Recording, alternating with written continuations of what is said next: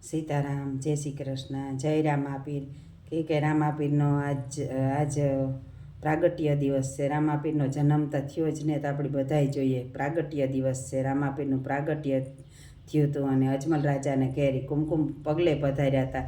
એ પણ એક વિષ્ણુ ભગવાનનો જ અવતાર છે. તો આજને દી બધાય રામાપીરના ગુણ ગાવીએ.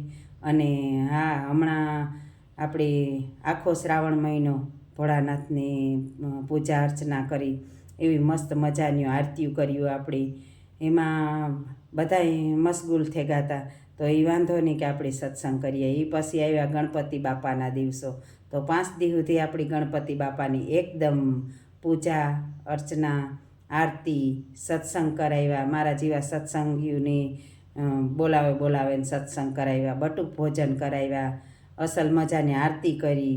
અને ભગવાનના જે ગણપતિ બાપાના કીર્તન છે એના માથે બધાએ રાસ લીધા, બધુંય કર્યું, આનંદ ઉત્સવ બધુંય કર્યું. પણ છેલ્લે જ્યારે ગણપતિ વિસર્જન કરે ને ત્યારે બહુ તકલીફ થાય. કે ગણપતિ બાપાના હાલ એવા બુરા કરે કે સમાચારમાં જોતા હોય. અમે તો એટલા વર્ષ થયા સિટીમાં રહીએ, પણ કોઈ દી ગણપતિ બાપાનું વિસર્જન કરવા ગાને તો વિસર્જન કરાય આપણા જ દીકરાને કોઈક ઉપાડીને પાણીમાં ફેંકી દઈએ તો આપણા ક્યાં હાલ થાય. તો આતા દેવાથી દેવ મહાદેવ છે, એ પણ નારાજ થાય. એના દીકરાની જીંતીને બધાય ઉપાડે ને પાણીમાં પસાડે દે. તો આ કંઈ આપણી ભક્તિ કહેવાય? આ કોઈ દી ભક્તિ ન કહેવાય આપણી. આ તો આપણે એના હારી ન કરવાના કરીએ. ભગવાન હારી કોઈ આપણા ભગવાન ઉપર પથ્થર મારે તો આપણી પોલીસ છે એની રોકે, એની સજા થાય, એ સજા દેવાની હોય એ દે. તો એ તો ખાલી પથ્થર ફેંકતા હોય, તો આપણે તો આખો ભગવાનની જ ફેંકી દઈએ, ગણપતિ બાપાની જ ફેંકી દઈએ. તો આપણા ઉપર ખુદ ઉપર ખીજ ન સડવી જોઈએ કે આવું આપણે ન કરવું જોઈએ. તો આવું કોઈ દી ન કરાય. અને હા, આપણે ગણપતિ પૂજન કરવું હોય, આપણે આપણા બાળકનો બર્થડે ઉજવીએ, બધાય દેવના બર્થડે ઉજવીએ, નંદ મહોત્સવ કરીએ, આપણે જન્માષ્ટમી કરીએ, શિવની નવરાત્રિ એટલે શિવરાત્રિ આવે, શિવરાત્રિ આવે ત્યારે આપણે શિવ પૂજન કરતા હોય.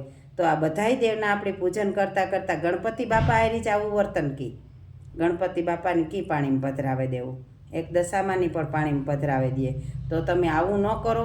એક મૂર્તિ એવી રાખો ઘરમાં કે આપણી કાયમ પૂજાય. અને કાયમ પૂજન પાછી એની મૂર્તિનો જ્યારે જન્મદિવસ આવે ત્યારે આપણે એની જ પૂજા કરીએ અને પાછી એની કાયમ પૂજા કરતા રહીએ.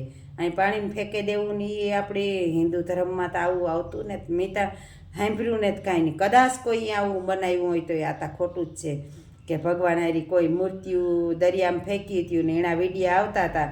એ બહુ આપણી હિન્દુ સમાજની ત્યાં શરમદાયક હતું કે આપણા ભગવાન હારી થોડું આપણાથી આવું વર્તન કરાય. કોઈ મૂર્તિ ફેંકીને પાછી ખંડિત થઈને બહાર આવે ગઈ. તો ભગવાનને આપણી જ્યારે મૂર્તિ લેવીએ ત્યારે એકદમ અસલમાં અસલ મૂર્તિ આપણી, કે એટલી મૂર્તિ છે એમાં આપણી હારામાં હારી મૂર્તિ લઈને જાવીને, હા, હારામાં હારી મૂર્તિ લઈને પણ આવીએ. અને પછી લઈને આવીએ એ મૂર્તિની પૂજા અર્ચના એટલા દી સુધી એને એકદમ ભક્તિભાવથી ભગવાનને પણ ખુદને આવવાની મરજી થઈ જાય. એ મૂર્તિના રૂપમાં કદાચ આવે ગયા હોય ભગવાન, આપણી ખબર ન હોય, ભગવાન આવે ગયા હોય એટલું આપણે એની પૂજાને એને રીઝવવાની કોશિશ કરીએ. તો પછી છેલ્લે આવું કૃત્ય કહીએ આપણા ભગવાન હારી.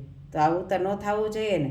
તો હું તો એ કહું કે આવા વિડીયા બનાવો તમે ભગવાનના, અને માણસમાં જેટલું બને એટલી આપણી જાગૃતતા લેવીએ અને આવું કાર્ય ન કરીએ. કદાચ મને તો ખબર નથી કે આ વિસર્જન કરાતું અહીંયા ભગવાનનું, પણ કોઈ આવું લખી નાખ્યું હોય કે ગમે એ થયું હોય. પણ હા, આવું ભગવાન આ રીતે આપણાથી ન થાય ને. બહુ આપણી ક્રૂરતાથી ભગવાનને ઉપાડે પસાડીએ. તો એક વાર્તામાં આવે ને કે એક બાળક હોય બુડતો હોય તો ભગવાનની ગણપતિ બાપાની કહે કે હે ગણપતિ બાપા મને બસાવો. તો ગણપતિ બાપા આવે ને કિનારા ઉપર નાસવા માંડે. તો બાળક પૂછે કે બાપા હું બુડા ને તમે નાસો? તો કે હા, તમે કે ગણેશ ચતુર્થીને દે આવું જ કરો. તો આ વાર્તાની અને આપણી હકીકત માનીએ કે ખરેખર આવું હોય. ગણપતિ બાપાની પણ દુઃખ થતું હોય, એના મા બાપને દુઃખ થતું હોય કે મારા દીકરા હારી આવું વર્તન કરે. પણ એ તો જો કે આપણી બાળક જાણે માફ પણ કરી દે. આપણાથી આવું ન થાય. તો આવો આ વાર્તા આપણાથી હું નેત આપણી કંઈ કરે હઈ ગયા અને બધાય હારી રે અને ગણપતિની પધરાવ્યા પાણીમાં. પણ સામે વળી એવું એક કરીએ કે એક જ અસલ મૂર્તિ ઘરમાં લે, નાની એવી આપણી પૂજા કરે હગીએ કે બાજોટ ઉપર બેહાડે હગીએ એવડી જ મૂર્તિ લે ને એનું 5 દી સુધી આપણી પૂજન કરીએ અને પછી 5 દી પછી આપણા જ ઘરમાં પાછી પધરાવે ને આપણે એની પૂજા ચાલુ રાખીએ. તો આમાં કાવ ખોટું છે? ખોટું તો આપણી પાણીમાં પધરાવેવીએ એમાં છે. તો એવું ન કરાય ને આપણા ભગવાન હારી. આપણા દિલ દુખે પડે. એક માણસ કહીને જ કરે હગવાનું, હું એકલી કહીને જ કરે હગવાની. બધાય જો જાગૃત થાય તો જ આવું કૃત્ય બચીએ અને ભગવાન આપણી હારી રહે. નકર આવું કૃત્ય તમે તમારા મનથી વિચારજો. હાલો, હું નથી કહેતી કે મારું તમે માનો, તમારે મનથી વિચારજો કે આપણી આ ગણપતિ બાપા હારી સારું કરીએ. જો તમને લાગે કે સારું કરીએ તો તમારી ઈચ્છા, પણ હું તો અહીં જ ક્યાંક કે આવું કૃત્ય ન થવું જોઈએ. આપણું જ બાળક છે, આપણે કેટલું ધ્યાન રાખીએ એનું, તો ભગવાન પણ એના બાળકનું ધ્યાન રાખતા હોય. અને એ તો ભગવાને તો એ કીધું કે જ્યારે હારે ને હાથે મારા દીકરાની પૂજા નહીં કરે તાર હું નારાજ થાય. તો એ વિચાર કરવો જોઈએ કે એના દીકરાને બધાયથી આગેવાન રાખ્યો તો આપણી કામ કરવા એને પાણીમાં પધરાવે દેવો જોઈએ. તો હાલો, આપણી એક હારી થઈએ અને બને એટલો આ વિડીયો ફોરવર્ડ કરો તો બધાની થોડીક પણ અહીં આપણી ભૂલથી પણ કારક ભૂલ કરતા હોય. એવું નથી કે આપણી ભૂલ ન થતી હોય, બધાયથી થતી હોય. મનુષ્ય માત્ર ભૂલને પાત્ર, પણ આપણી આવું તો ન થવું જોઈએ આપણા ભગવાન હારી. તો આવો, આપણી થોડીક જાગૃતતા લેવીએ અને આપણા ભગવાન હારી કંઈ ન કરીએ, આપણે એની પૂજા જ કરીએ, પૂજા અર્ચના અને એના આશીર્વાદ મેળવીએ.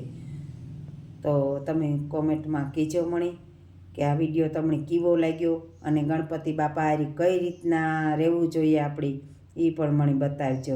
મારા વિચાર હું તમને જણાવવા તો તમે પણ મને કોમેન્ટમાં કહેજો કે કઈ રીતના આપણી ગણપતિ બાપા હારી વર્તન કરવું જોઈએ. તો આપણી ગાવીએ ને, પ્રથમ પેલા સમરીએ રે સ્વામી તમને સુંઢાણા એવા, રીતિ સિદ્ધિ નયા ગેવાન દેવતા, રીતિ સિદ્ધિ ના દાતાર દેવતા, મેર કરો ને મહારાજ રે. અહીં મેર કરે, આપણે પાણીમાં પધરાવે દઈએ, ગમે એ પસાડીએ એને, ગમે એવી મૂર્તિઓ તૂટે જાય, અહીં મેર કરે. અહીં મેર ન કરે કોઈ દી. આપણે એની પૂજા કરવી જોઈએ. પાછી એની મૂર્તિ ઘરમાં રાખો અને પ્રેમથી પૂજો એની. તો હાલો, એવો હું મારો આજનો વિડીયો પૂરો કરા. સીતારામ, જય શ્રી કૃષ્ણ, જય રામાપીર, જય ગજાનન ગણપતિ બાપા, જય મંગલ મૂર્તિ.